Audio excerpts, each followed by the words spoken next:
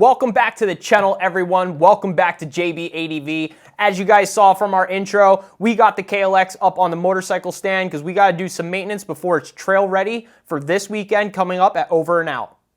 So in today's video, some basic maintenance that needs to be done to the bike, but nothing too crazy. We're just going to be changing the oil, got new oil filter for the bike, as well as going through checking the nuts and bolts. We already have a new battery put in it. As you guys saw from the intro, it was running already. We're warming it up before we change the oil. We also already have a new chain put on it. If you guys remember from quite a few videos ago, I showcased how bad the chain was on this bike, so that's already done. We also have to do the vapor dash. This dash is all over the place. It's still operating perfect, but the time's off, and I think there's a couple other metrics in there that are kind of off, just showing different things. So I got to go through the menu and change that all up and make sure that's all good. Other than that, everyone, we just have to go through, get this bike trail ready because we're excited to take it out to the woods. I'm excited to be back on this bike. I know you guys love this bike, so just want to do some quick maintenance. So let's get right into it and make sure this bike is trail ready.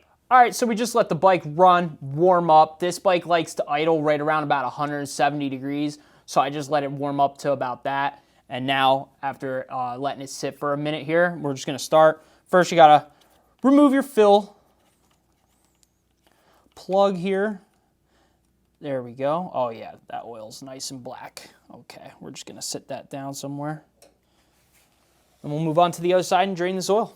Now we're back on the other side. You're gonna need a 17mm socket. You could use a wrench too, but your drain plug is right here. I already got my thing underneath here to catch all the oil.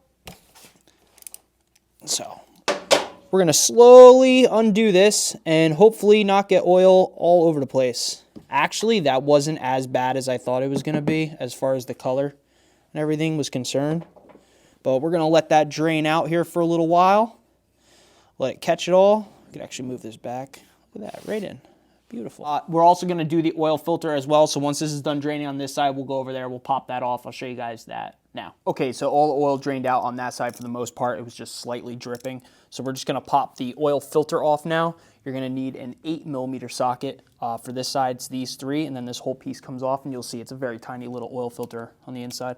There it goes. Some leakage.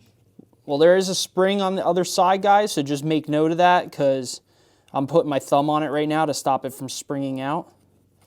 But there we go. That's loose. So you just want to make sure you get all that with you. There it is. There's the little spring on the cap. So you just want to make sure that's good. Also want to double check that O-ring. Make sure that O-ring's good. They will last a while though. They generally will always have like oil on them and everything, so they shouldn't dry rot out. But just always double check that. As you can see, it's not seated perfect. So we'll have to just make sure that gets back in there correctly. Now you just want to pull out your oil filter. There we go. Sit that guy down there, let that guy drain out. And we're just gonna clean this all up before reinserting the oil filter, and then we'll go ahead and we'll dump new oil in there.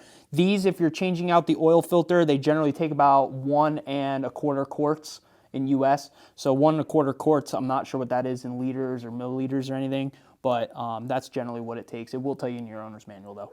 All right, so we got the new oil filter right here. Like I said, guys, a real tiny little guy. This is just a generic one. We don't use anything crazy on this bike. I'll just be honest with you guys.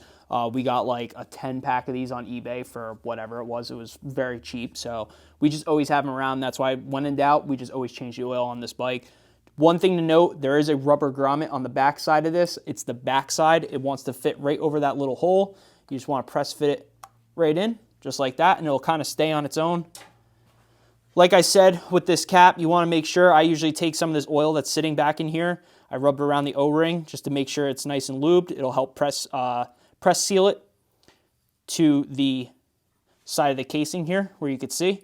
Once again, I just pressed it back in, so it's good. And I always do the arrow on top and then just make sure your spring's in there. And then you're just going to want to press it in. I just use my thumb, hold it in place, get one of these started.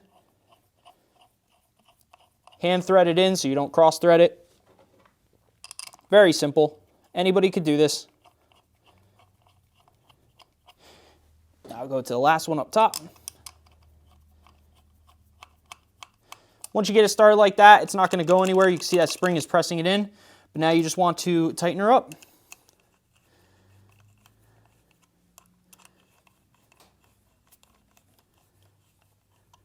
Just go around until you get pretty close. Switch over to your ratchet or a wrench if you're using a wrench. Slowly start turning it until it barely gets tight. Go around to the next one, then the next one. There you go. And now what I like to do, there is a torque number. I'm not sure what it is, but I usually just give it a little bit of a tightening.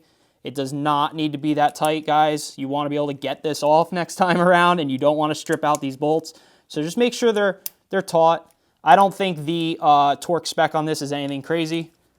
Once you're done with that, go back, clean it all up one more time. Brake clean goes a long way in this situation.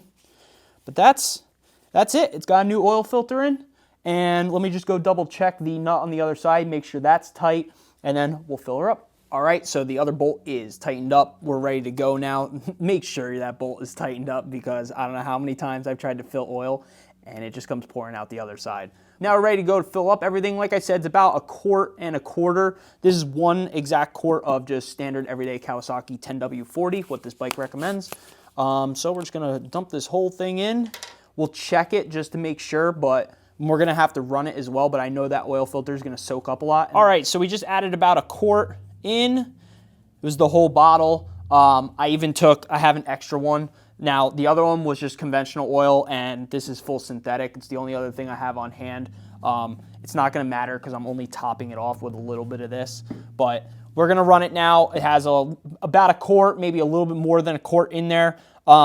And we're just gonna run it, let it cycle for a minute, turn it off. We're gonna check the oil level. I'm probably gonna have to toss a little bit more in there, but this should be quick and easy. So we're just gonna let it run for a minute, not too long, nothing crazy, but just enough that I'm watching the temp. Temp's already come up about 20 degrees. That should be fine. Don't check it right away with this unscrewed. Good idea to wipe this off first. Come down. Screw it back in, just till it seats right there. Unscrew it back out one more time. I could already tell though, done this enough, that was a little low. So it is, damn, that's actually really close. But it's gonna be hard for you guys to pick up on the camera because it's gonna be all glistening no matter what, and oil's clear when it's brand new. But yeah, we gotta go just a little bit more in there. All right, we just let the bike run a little bit longer. After we topped it off again the second time, we should be good to go now. We're just gonna double check this. You want your oil to be right in between the top line and the bottom line. We should be good. And it's gonna be hard to tell, guys, but you have a top line right here, which is an X, and then you have a bottom line, which is the bottom of the X, and we're actually like right in the middle there. So we're good to go. It's looking good. So we'll button this up. All right, guys, so it was a quick, easy little maintenance update on the KLX. New battery in here, new chain, fresh oil. Went through, I made sure all the key bolts and nuts are tight on the bike. I feel safe running this bike now. It's just something to do just for a peace of mind. By the time you guys see this video, we're already gonna be in the dirt, ripping these bikes, the KLX140 and the Beta 300 Cross Trainer. Super excited to have more content coming your way, guys, and I hope you guys are excited about this bike. If you guys are excited about the bike, drop it down below, let me know, because I know you guys show me a lot of love with this bike. And if you guys enjoy this kind of content, or you maybe learned something from this today, make sure you leave a like, make sure you subscribe, let me know, and we're gonna catch you guys in the next one. So take it easy, guys. My name was Jacob, this was JB ADV, and we'll see you real soon in the dirt. Take it easy.